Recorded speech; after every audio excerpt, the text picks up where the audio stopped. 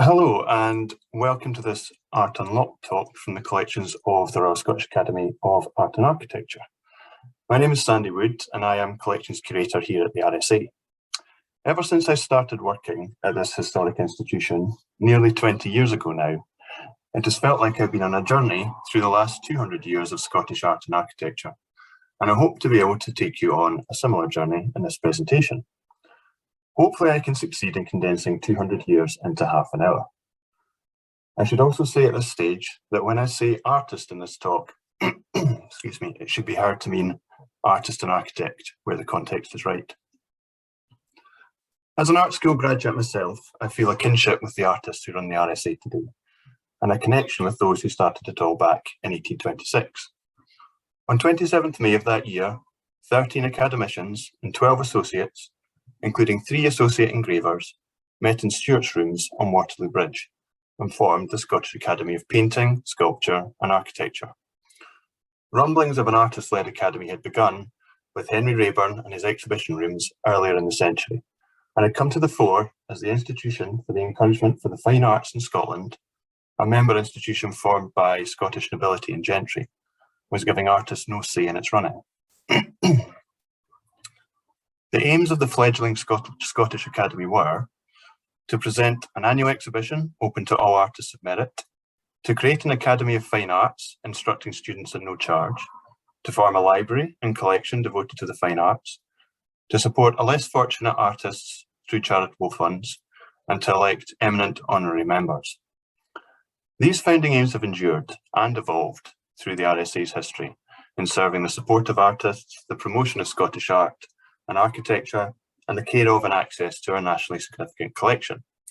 The RSA is the oldest surviving artist-run institution in Scotland, and the artists are our lifeblood and that of our collections.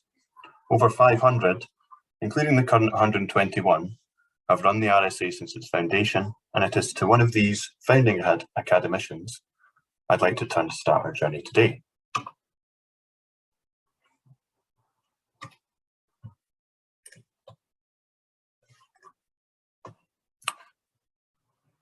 Eleven of the founding academicians were painters, one a sculptor, Samuel Joseph, and there was only a single architect, Thomas Hamilton. Hamilton more than made up for his lonely status by the vital role he played in the Academy for most of his life, to the extent he was declared the Ulysses of the Academy in its first history. It is also fitting to begin this talk with architectural work from our collections, as much of the Academy's history is tied up with buildings, inhabited and their relationship with culture, art appreciation and architecture in Edinburgh. Post-Enlightenment Edinburgh's identification as the Athens of the North and its architectural typology and aesthetic was shaped by 2 eminent architects who were masters of the Greek Revival style, Thomas Hamilton and William Henry Playfair. One might have expected Playfair to have been approached to represent architecture in the Academy due to his stature in Edinburgh and Scotland. But as the architect of the recently completed institution building, there was an obvious barrier. And so Hamilton was approached, not least because his masterpiece, the Royal High School, was being built on nearby Calton Hill. Hamilton's spectacular watercolour here shows the south vestibule of the institution building. With the sphinxes above it, we still see walking along Princes Street Gardens. This building is of course now known as the Royal Scottish Academy, something we will return to soon. To the south and facing are 2 temples of Grecian architecture, designed by Hamilton on the instruction of the Academy as a solution to housing the burgeoning RSA. To the east, and a newly formed National Gallery to the west. Hamilton has clearly relished the opportunity to combine architecture, sculpture and the arts in his proposed buildings, with figures from philosophy and mythology identifiable on their roofs. The chance and challenge of creating these new temples of Scottish art in the Mound had arisen from a report submitted to government in 1847, which had in turn been influenced by long-running disputes and a threat to evict the RSA from the institution building, poking out the picture on the right there. Unfortunately, among other things, and is often the way with grand designs, money influenced the outcome, and the opulent proposals of both Hamilton and Playfair were sidelined for a single National Gallery building, to be designed by Playfair, the one that is there on the Mound site today. Before its completion in 1855, the RSA took over occupancy of half of the building, which he would share with the National Gallery until the presidency of a certain Glasgow boy, Sir James Guthrie, 50 years later. Before considering Guthrie's role, it is interesting just to pause and reflect on the wealth of unbuilt architectural heritage in the RSA collections. There are many works, from a revising of Edinburgh's Waverley Market by John Dick Peddy to a proposed memorial to Columbus in the Dominican Republic by Joseph Lee Gleave. It's interesting to think how our perceptions and experience of a city might have been changed if these buildings had been built instead of the ones that we currently experience. Imagine the difference on the Mound in Edinburgh if you were to walk around what was the Institution building and directly up to the entrance of Playfair's Free Church of Scotland, in between two Grecian temples, adorned with magnificent statues and columns. Or if you were to travel across to Glasgow and encounter a similar Greek Revival building at Kelvin Grove, like John Honeyman's pictured here. Of course, the Kelvin Grove, as it is known and loved today, was designed around the Spanish Baroque style by English architects John William Simpson and Edmund J.M. Allen. At the time, the design was not particularly well received in Scottish architectural circles. Perhaps John Honeyman's competition entry would have had a different reception, but on the other hand, it might have been seen as just too similar to those across the divide in Edinburgh. The man who well and truly bridged said artistic divide between Edinburgh and Glasgow was none other than Sir James Guthrie. Guthrie was elected to the Academy in 1888, rising uncommonly quickly to full academician status in 1892, on the casting vote of then President Sir George Reid. The divisive former President Sir William Fettes Douglas had done more to push Scotland's two major cities apart in the arts than bring them together. But following his death in 1891, George Reid cut a more open figure. A leading painter in the group of artists who became known as the Glasgow Boys, Guthrie's election heralded the arrival of fellow protagonists E.A. Walton, John Lavery, George Henry, William York McGregor, James Pittendrigh McGillivray, James Patterson and Alexander Roche. This sustained influx of Glasgow artists would permanently change the makeup of the Academy, laying foundations for the open and nationally focused institution it is today.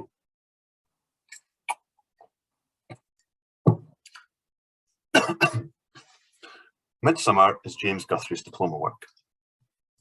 On election to full academician status, each artist is required to select and deposit an example of their work to join the diploma collection.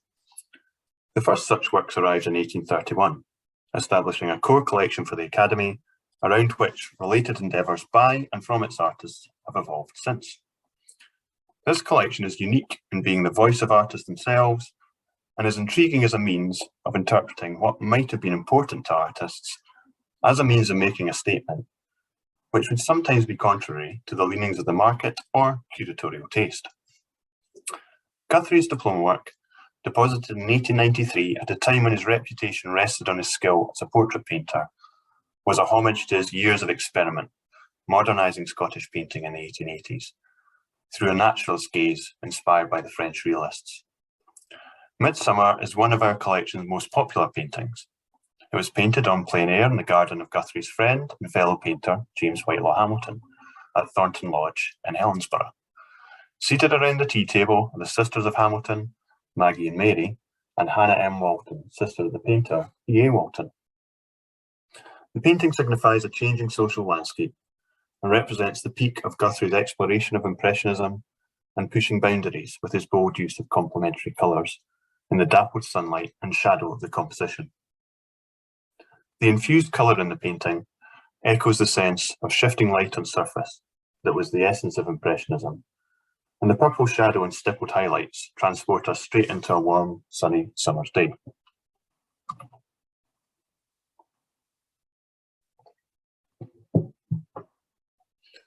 The palette used by James Guthrie was part of the inspiration for sculptor Kenny Hunter to create this split president's portrait, which the RSA commissioned in 2016 to fill a gap in our collections. Following their term, it has been customary for a portrait to be collected to represent the president. This developed into a personal commission by those demitting office, who would usually select another academician to create a work to memorialise their tenure. The absence of a portrait by Guthrie was a situation that needed resolving, considering his significance in the Academy's history. Not only was he a talented artist and the foundation of a more national outlook for the Academy, but Guthrie was also a supreme administrator responsible for an agreement that secured the Academy's short and long-term future. Now, we've already touched on the Academy's cohabitation of both the Royal Institution and the National Gallery, but it was Guthrie's influence and political nous that secured the Royal Institution building solely for the Academy in what became known as the 1910 Agreement. The building's now shared with the National Galleries of Scotland, but it's still known as the Royal Scottish Academy for this reason. This vital moment was secured by the gift of around 90 significant Scottish paintings and sculpture, 22 Old Master paintings, and some 2,000 Old Master drawings to the nation and the national collection, contributing in no uncertain terms to the foundation of that national collection as we know it today. Hunter had initially considered creating a sculptural adaptation of Guthrie's Hind's Daughter, pictured here, as his memorial. But on discovering more about Guthrie's personality, he decided to represent him in a more traditional portrait manner. Hunter's split sculpture addresses Guthrie's split personality as a modernist innovator, political administrator, and a society portrait painter. Guthrie was also known to suffer great self-doubt about his abilities in both those fields, often destroying paintings he felt unsuccessful. To create his portrait, Hunter cut the portrait heads he created, moulded in half, to reflect this violent split in Guthrie's psyche. In the exhibition Ages of Wonder, Scotland's Art 1540 to Now, we were able to unite Hunter's portrait of Guthrie with his diploma work, Midsummer in the Space. As can be seen in the lower images of the slide, on screen just now, the gallery in which they were situated reunited for the first time 1910 transfer works, including Jacopo Bassano's Adoration of the Magi, William Dicey's Francesca de Rimini, and David Roberts' majestic Rome Sunset from the Convent of Onofrio, with major works retained by the Academy, such as Sir John Steele's masterful portrait of fellow academician David Scott, and William Allen's monumental painting Bannockburn, the largest painting in our collections. Ages of Wonder is the biggest collection exhibition the Academy has ever mounted. It filled the entire Royal Scottish Academy and provided the opportunity to recreate a floor-to-ceiling Victorian hang, which was the highlight of the exhibition for many visitors.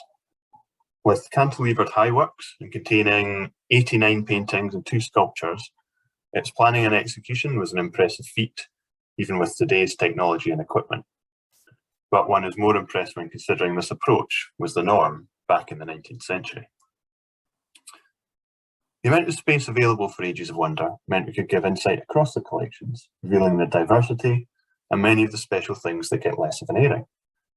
The RSA collections are very much a living entity, linked across generations to the artists involved with the institution, with much of the material either deposited directly from artists or families, or coming via their initiatives with the RSA, the collections, archive and library speak internally, and to one another in an organic way.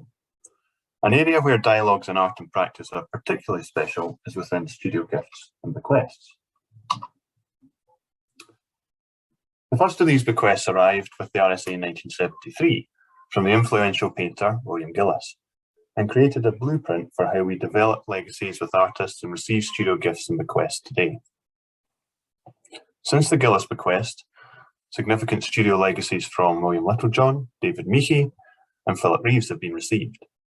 We're also expecting major gifts from 2 significant female artists in the coming years. What sets these bodies of material apart is how they expansively reveal areas of an artist's life and practice. They not only contain finished works, sometimes in a variety of media, but also drawings, sketchbooks, idea pieces, objects and items of inspiration, artist equipment, paper and photographic archives, and libraries. They allow exploration of an artist's life and practice from start to finish, and an understanding of how they worked, which leads to exciting possibilities for research and display. Ages of Wonder provided the opportunity to create a display around the sculptor Keith Rand.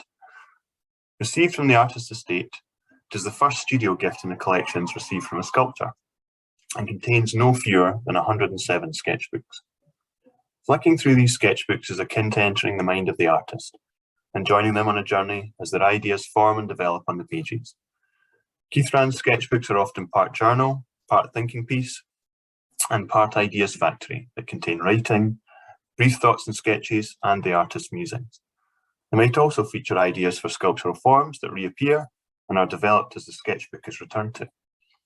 Some sketchbooks are inspired by the challenge of developing a sculpture for a particular place, while others, such as this one, take the inspiration of places visited or nature experienced as their starting point.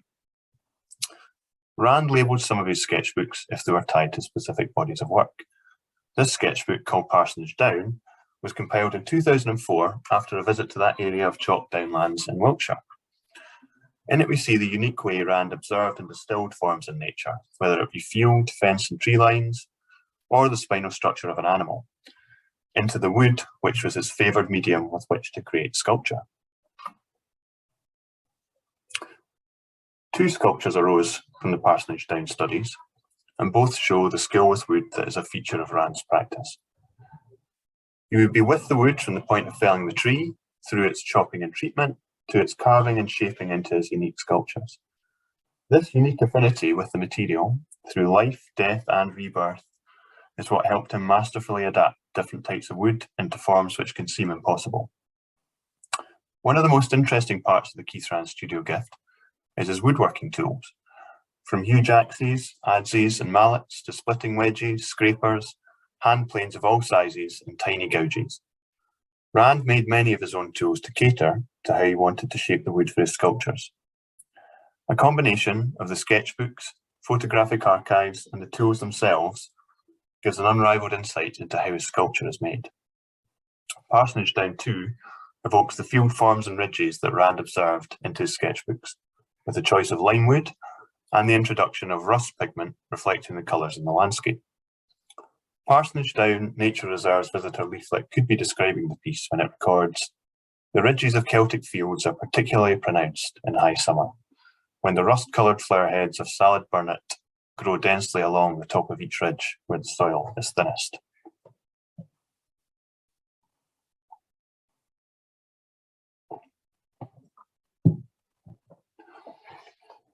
The RSA's studio gift collections give insight behind the scenes into artistic processes and practice.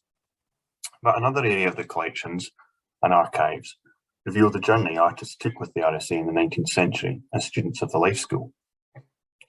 The RSA's role as a teaching institution, forming a life school and collections to aid learning in the arts, began in the 1830s and 40s.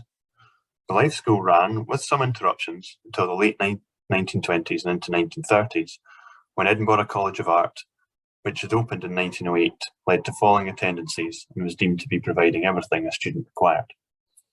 This photograph from the 1892 to 93 Life School session shows the students around the Life School curator at the centre, with the long white beard, one of the many beards anyway, Clark Stanton.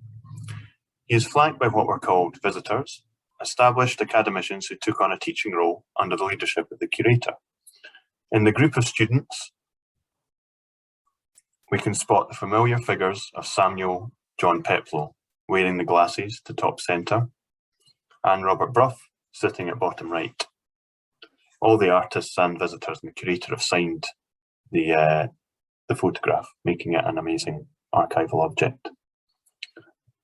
Their prize-winning paintings in the collections are early surviving examples of their talented students, precursors to their fame as established artists. Over the years, many famous artists passed through the doors of the Life School, with many of them becoming academicians, and some taking the role of visitors themselves.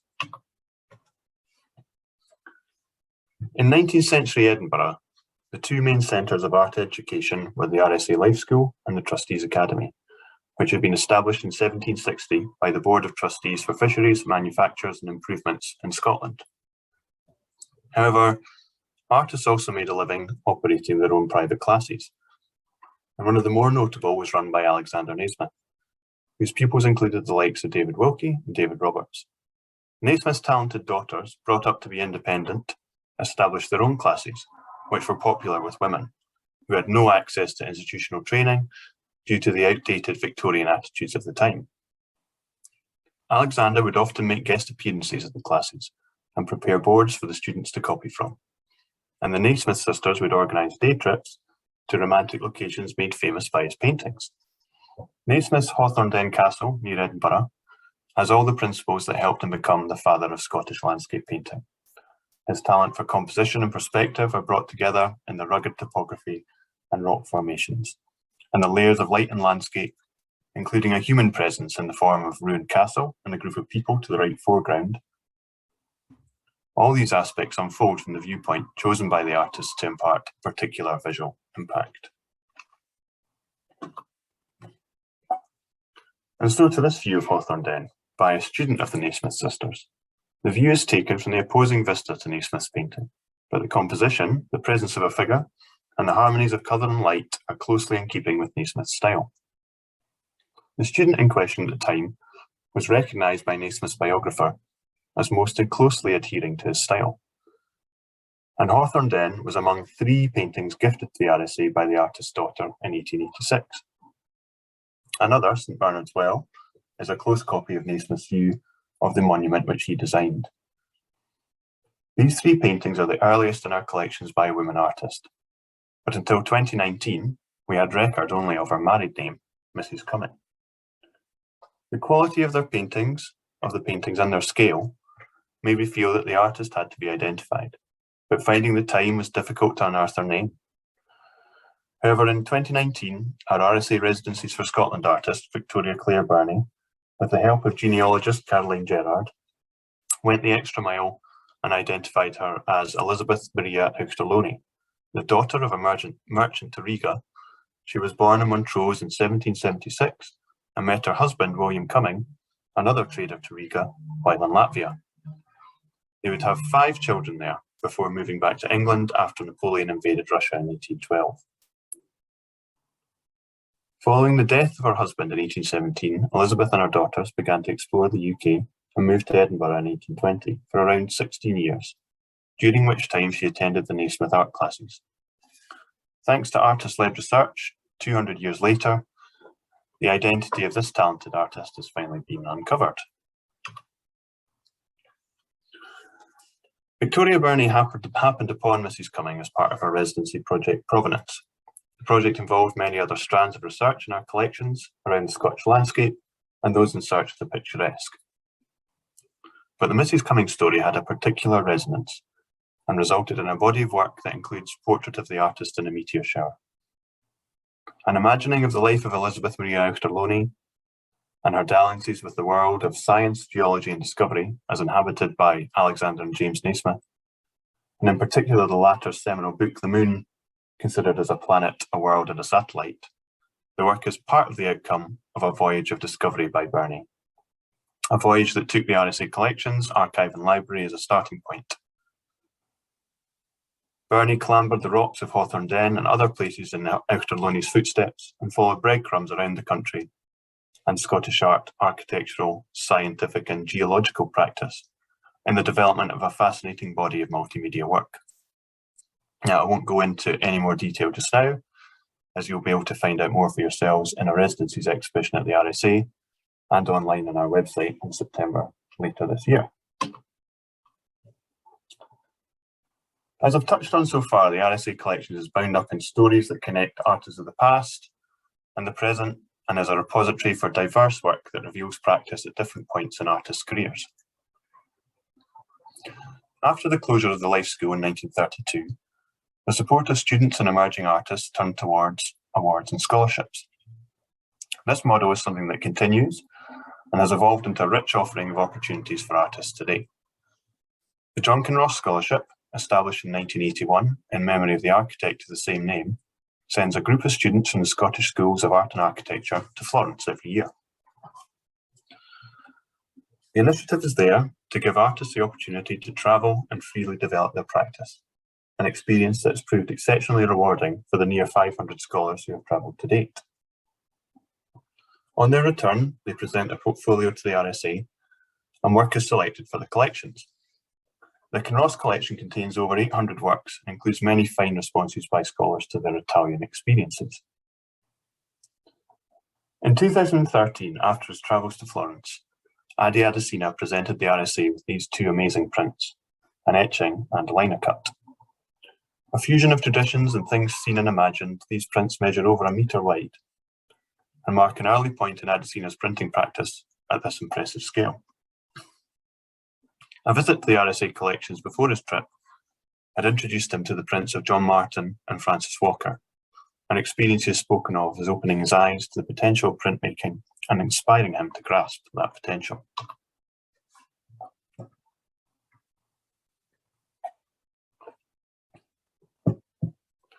In 2017, a mere 5 years after his Kinross scholarship, Adesina was elected as an academician, and his lino cut diploma work, The View After the Questions, dwarfs his Kinross works at nearly 170 centimetres wide. The complexity of Adesina's compositions and the detail within them is even more impressive when one considers that he does not proof his prints during the plate preparation.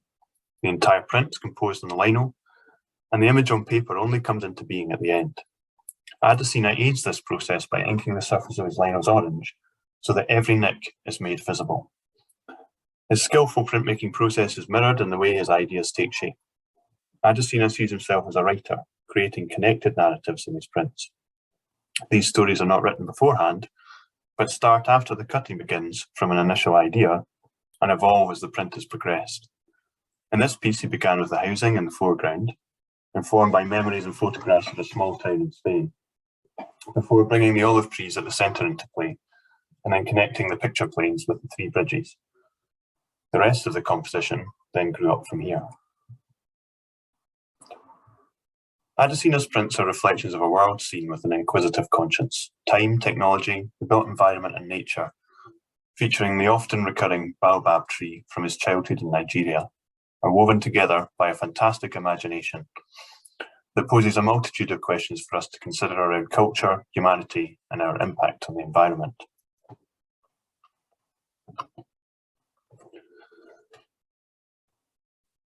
Narrative and storytelling are a key theme in the arts, and where Adi Adesina is the author of new visual histories, Phyllis Bone drew on author Rudyard Kipling's The Jungle Book for her diploma work, Shere Khan the Tiger. A powerfully modern sculpture with something of the futurist expression of dynamism, we can feel the tension and strength of the tiger as it prowls low across the jungle floor. Bone was able to imbue bronze and stone with life and animation, and the deftly lifted front paw creates further poise and movement, the outstretched tail finely balancing the tiger's body angles and muscle mass. As a child, like many others, I grew up reading and watching The Jungle Book. This sculpture brings back those childhood memories and is probably one of my favourite works in our collections. Phyllis Bone is the Academy's first female full academician. An equal institution today, unfortunately it took some time for Victorian attitudes to be overcome at the RSA. Elected in 1944, she began exhibiting at the RSA in 1915 and was put forward for election by sculptor Benno Schatz and seconded by the painter Alec Riddell Sturrock. Between 1915 and 1972, she exhibited 173 works, the vast majority on her favourite theme of animals. Shere Khan was exhibited in 1931, just before she moved to her studio at 11 Belford Mews in Edinburgh's Dean Village. She would be there until 1950, when she would pass the studio to another academician, William Wilson.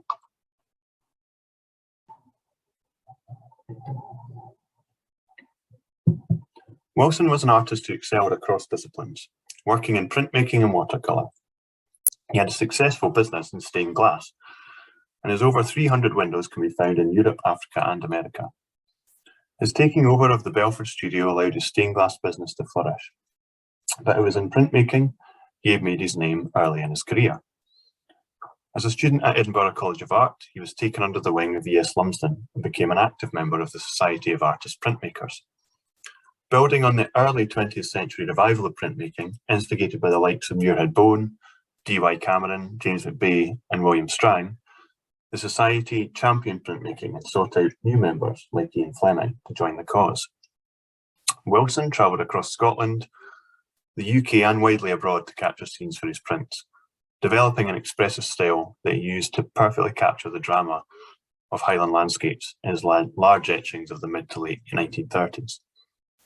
San Gimignano and a Tuscan hill town date from his earlier period, when he worked on a smaller scale, and his precise draftsmanship and a honed sensitivity to light and shadow created perfectly composed scenes of towns and landscapes in France, Germany, and Italy. In 2017, the RSA was gifted 18 of Wilson's copper etching plates, which we commissioned academicians Stuart Duffin and Lena Namari to create contemporary prints from. We've also purchased lifetime impressions of Wilson's prints and drawings and examples of his stained glass cartoons, all leading into an exhibition later this year, which will feature work from the collections and significant loans from the artist family of artists. The family of artists continue to be very important to the RSA after the artists have gone. As a recognised collection of national significance to Scotland, continually refreshing the collections and filling gaps is an important practice for us. In working with the collections at the RSA, I've been fascinated to discover how aspects of art, life and practice flow backwards and forwards through the past and present. It is the artists who are the roots of these networks that extend through the collections, the RSA as an institution, and the initiatives it has led over the last 200 years. But artistic relationships are also key in teaching and practice. As a studio is shared or passed from one artist to another, ideas gestate and evolve. As one generation teaches another, ideas and techniques are given new life. The beauty is that it is often possible to trace these lines of teaching from artists today right back to origins in the Life School and before. It is a journey that has captivated me for many years, and although this talk has been just a snippet of the stories that abound in our collections, I hope that I've given you inspiration to begin your own journey in art. And so I'd just like to thank you all for listening to my talk. I hope you've all enjoyed it. I hope it's provided you with some inspiration and given you a bit more of an insight into the RSA and our collections. Thank you very much.